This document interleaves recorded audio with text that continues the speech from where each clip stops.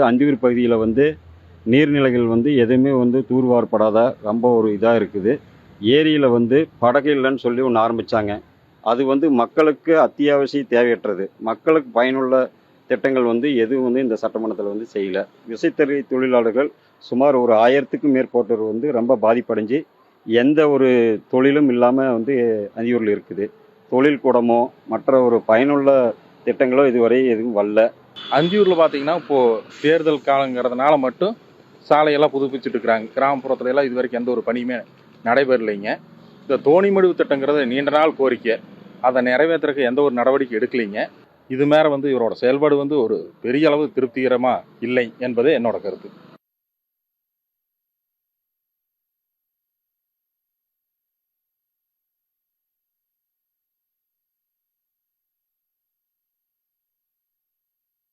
இதுல பிரச்சனை தீராத பிரச்சனைனா டிச்சு பிரச்சனை பெரும் பிரச்சனையா இருந்ததுங்க. அந்த பிரச்சனையை ரோட்ல இருந்து தூர்வாரி நீட்டா செஞ்சு கொடுத்துருக்கிறாரு. அதே மாதிரி ரோடு போடாம இருந்தது, அதே மாதிரி ரோடு போட்டு கொடுத்தாரு. போர் தண்ணி வராம இருந்தது, தண்ணி பிரச்சனை இருந்தது, அந்த தண்ணி பிரச்சனை தீர்த்து கொடுத்தாரு. பவானியில பொறுத்த அளவுக்கு அவர் எது கேட்டாலும் செஞ்சு கொடுக்குறாரு. இன்னும் வந்தாலும் அவர் செய்வாருங்கிற நம்பிக்கை எனக்கு இருக்குது. அவர் தான் வரணும்னு நாங்க ஆசைப்படுறோம். 3 முறை எம்எல்ஏவாகவும் 1 முறை நகர்மன்ற தலைவராகவும் இருந்தார், மந்திரியாகவும் இருந்தார். ஆனால் பவானியின் பார்த்தால் எந்த ஒரு வளர்ச்சியும் கிடையாது. பவானியில் அக்ரிகல்ச்சர் காலேஜ் கட்ட வேண்டும் சொல்லி 20 ஆண்டு காலமாக இதுக்காக பல கட்சிகள் போராடினார்கள். ஆனால் எந்த ஒரு வேலையும் அவர் செய்யவில்லை. பவானி வளர்ச்சி என்று பார்த்தால் சைபர் தான். இன்று முதல் எந்த ஒரு பணியும் அவர் செய்யவில்லை. மிகப்பெரிய தோல்வி சந்திப்பார் என்பது எங்களோட கருத்து. 45 வருஷம் போராட்டம் ஒரு டிச்சி கட்டுறது, அது பார்த்தீங்கன்னா யாருமே பண்ணவே முடியல யாருனாலையுமே. அந்த விஷயத்தை எடுத்து கிட்டத்தட்ட ஒரு 40 லட்ச ரூபாய் செலவு பண்ணி காங்கிரீட் ரோடு அமைச்சு டிச்சியை சரி பண்ணி டிச்சி சாக்கடை வசதி போட்டு கொடுத்தாரு. மறுபடியும் அவரே என்னன்னா அவரு தான் வருவார். அவரை தவிர யாருமே பவானியில வர்றதுக்கு வாய்ப்பே கிடையாது. ஏன்னா அந்த அளவுக்கு அவரு மக்களா இறங்கி பணி செஞ்சுட்டு இருக்கிறாரு.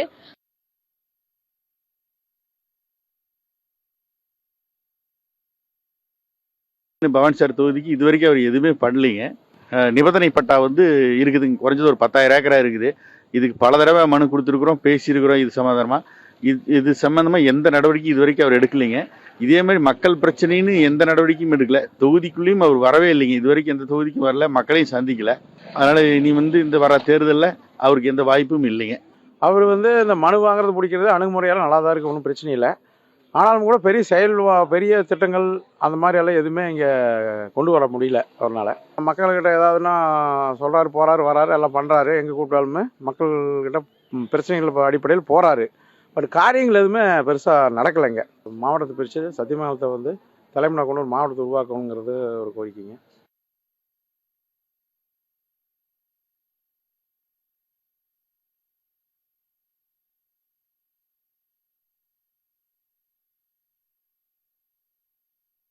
இந்த கிழக்கு சட்டமன்ற தொகுதியில் மக்களுடைய அடிப்படை பிரச்சனைகள் தீர்க்கப்படாமல் இருக்கிறது.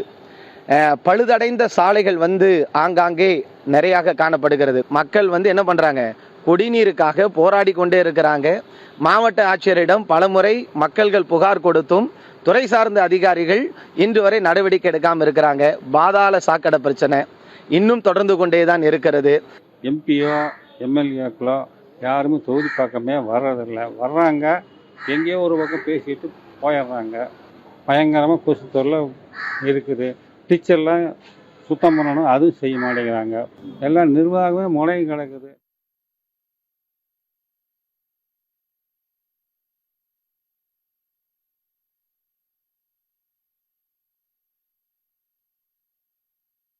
இது வரைக்கும் நெசமும் இல்லைங்க. பஞ்சாயத்து ஆஃபீஸு புதுசாக கட்டியிருக்கிறாருங்க. சந்தைக்கடை நல்லா கட்டி வச்சுருக்கிறாருங்க. இன்னும் ஆர்ஐ ஆஃபீஸ் எல்லாம் கட்டி கொடுத்துருக்குறாரு. இது வரைக்கும் நல்லா செஞ்சுருக்கிறாருங்க. கட்சிக்காரராக இருந்தாலும் சரி, பொதுமக்களாக இருந்தாலும் சரி, நல்லபடியாக எல்லாத்துக்கும் நல்லா செய்கிறாருங்க. மறுபடியும் எலெக்ஷன் அவரை தான் ஆதரிக்கிறேங்க. நாங்கள் சாலையோர வியாபாரிங்க.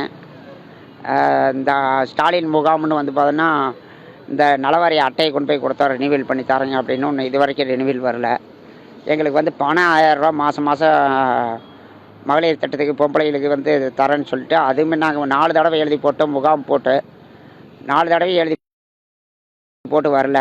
அதில் இப்போ மறுபடியும் இப்போ ஒரு கடைசி பட்சத்தில் அப்படின்னு சொல்லிட்டு இடத்துக்கு இடம் அப்படின்னு சொல்லி எழுதி கொடுக்க சொல்லியிருக்காங்க. அதையும் எழுதி கொடுத்துருக்கோம். இன்னும் பணமும் இது வரைக்கும் வரல. இப்போ ஆட்சியே முடிய போகுது. தொகுதிக்கெல்லாம் வராங்க, வந்து பார்த்தோன்னா இருக்க பட்டைங்களுக்கு செஞ்சுட்டு போகிறாங்க, இல்லாத பட்டைங்களுக்கு ஒன்றுமே இல்லையா, என்ன பண்ணுறது? 4 ஆண்டுகளாக வந்து திருப்திகரமாக கேட்டதை செஞ்சு கொடுத்துட்ருக்கிறாரு. சொன்ன உடனே குறையை நிவர்த்தி பண்ணி கொடுத்துட்ருக்காரு. எங்களுக்கு 15வது வார்டில் ஒரு 10-15 வருஷமாக இருந்ததை இவர் வந்து சொன்ன உடனே செஞ்சு கொடுத்துட்டாரு. அதே பஞ்சாயத்தில் எங்களுக்கு சிறப்பாக செஞ்சு கொடுத்துட்ருக்காரு. இதேமாதிரி மேலே செஞ்சு கொடுத்தாருன்னா இது அடுத்த ஒரு வாய்ப்பு அவருக்கு கொடுக்கறதுக்கு வாய்ப்புகள் நிறையா இருக்குது. பிரச்சனை சொன்ன உடனே நிவர்த்தி பண்ணிடுறாங்க. அது காலதாமதம் முதல்ல இருந்தது, இப்போ காலதாமதம் எதுவுமே சொல்கிற மாதிரி எதுவுமே இல்லை. ரோடு வசதி பொறுத்து, தண்ணி வசதி பொறுத்து செஞ்சு கொடுத்துட்றாங்க. எல்லாமே சிறப்பாக இருக்குது.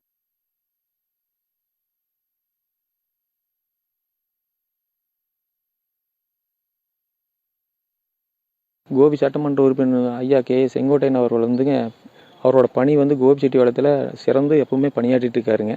இப்போ கோபியில் பார்த்தீங்கன்னா நகர்பகுதியில் அவுட்டர் ரோடு கொண்டு வரக்க முயற்சி பண்ணிட்டு இருக்காரு.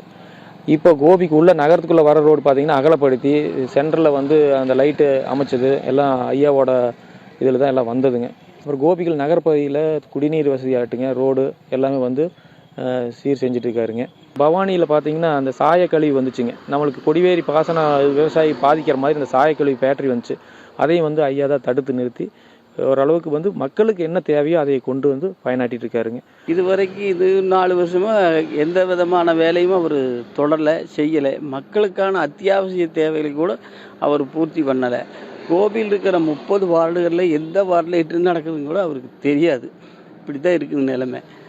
கோபியில் இருக்கக்கூடிய முக்கிய நகரங்களுக்கு இருக்கிற பாலங்களை கூட அவர் சரியாக கவனிக்கலை. மக்களை சந்திப்பது என்பது அவருடைய விஷயத்தில் இல்லை. மக்களுடைய அத்தியாவசிய தேவையில் அவர் தலையிடுறதே இல்லை. கோபி சட்டமன்ற தொகுதியில் எதுவுமே வளர்ச்சி சட்டம் எதுவுமே இது வரைக்கும் செய்யலை.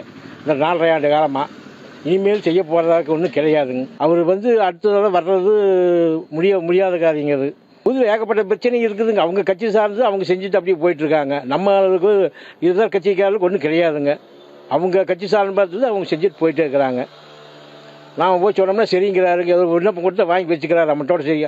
அது மாதிரி எந்த நடவடிக்கை எடுக்கிறாரு ஒன்றும் இது வரைக்கும் ஒன்றும் கிடையாதுங்க. 45 வருஷமும் நல்லா பண்ணிக்கிறாரு கோபிக்கு.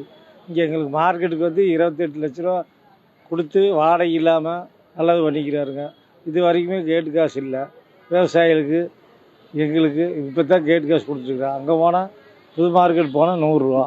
அதனால் இங்கே வந்து பல சலுகையில் எங்களுக்கு பண்ணிக்கிறாரு. அது அதிகம் ஜெயிப்பாருங்க, சுயாட்சியெல்லாம் ஜெயிப்பாருங்க. அந்த அளவுக்கு செல்வாக்கு இருக்குது.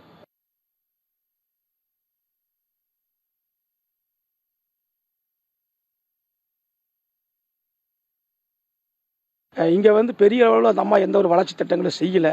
குறிப்பாக தாலுக்கா அலுவலகமெல்லாம் கட்டணம் கட்டி பாதியில் நிற்கிதுங்க. அப்புறம் காவிரி பாலம், இந்த மாதிரி குறிப்பான திட்டங்களுக்கு எதுவும் செய்யலை. அப்புறம் மிகப்பெரிய எந்த ஒரு வளர்ச்சி பணிகளும் செய்யலை. பொதுமக்களுடைய கோரிக்கையை தனிப்பட்ட முறையில் கேட்டு நிவர்த்தி பண்ண மாதிரியும் தெரியல.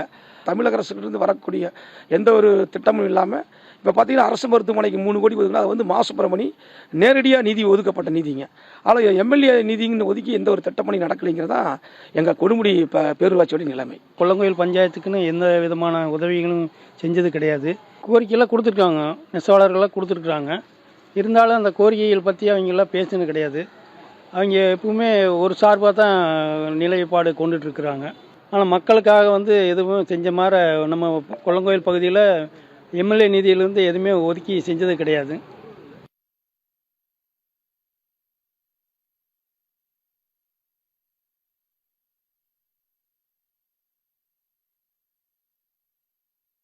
பெருந்துறை தொகுதியில் செயல்பாடுகள் நல்லா இருக்குது அப்படிங்கிறத வந்து நம்ம பொதுவாக சொல்லவும் வழி இல்லை. இருந்தாலும் எப்பவும் ஒன்று அன்றாட காட்சிகளுக்கு ரோடு வசதிகள் இதெல்லாம் எதுவும் வந்து யாரும் செய்யாதவர்களே அப்படியே போட்டதாச்சும் இருக்காங்க. என்ன எல்லாம் கொஞ்சம் சீரழிஞ்சு நம்ம சட்டமன்ற உறுப்பினர் பார்த்து நல்லபடியாக செஞ்சு கொடுத்தாருன்னா எல்லாத்துக்கும் ஒரு நல்லதாக இருக்கும். வருஷத்துக்கு ஒரு வேலை செய்கிறதுக்கு நம்ம பார்த்தா மாதத்துக்கு ஒரு வேலை செய்கிற சுச்சுவேஷனில் இருக்குது. இதெல்லாம் அவரோட நாலேஜை கொண்டு போய் கொடுத்து எல்லாம் எங்கள் ஏழைகளுக்குள்ள ஓரளவுக்கு நல்லபடியாக செஞ்சு கொடுத்தாருன்னா ஒரு நல்லாயிருக்கும். தீராத பிரச்சனைகள் பார்த்தீங்கன்னா நம்ம சிப்காட்டில் இந்த சாய கழிவுகள் பிரச்சனைகள் அன்றாட நாள்தோறும் பிரச்சனைகளாக இருந்துட்டு தான் இருக்குது. ஒரு குறிப்பிட்ட ஏரியாவில் பார்த்தீங்கன்னா தண்ணி பிரச்சனையாக தான் போயிட்டு இருக்குது. ஜேகே எம்எல்ஏ வந்து இந்த 4.5 வருஷத்தில் என்ன கவர்மெண்ட் என்ன இது அலாட் பண்ணுதோ அதை மட்டும் தான் செய்ய முடியும். அதிகபட்சம் ஒன்றும் செய்ய முடியாது. எதிர்க்கட்சியில் இருக்காரு.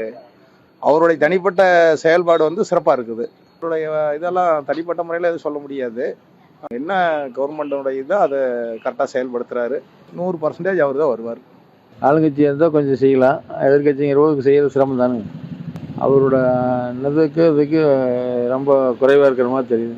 பொதுமக்களுக்கு அப்படி ஒன்றும் பெருசாக செஞ்சிடலைங்க இந்த 5 வருஷத்தில்.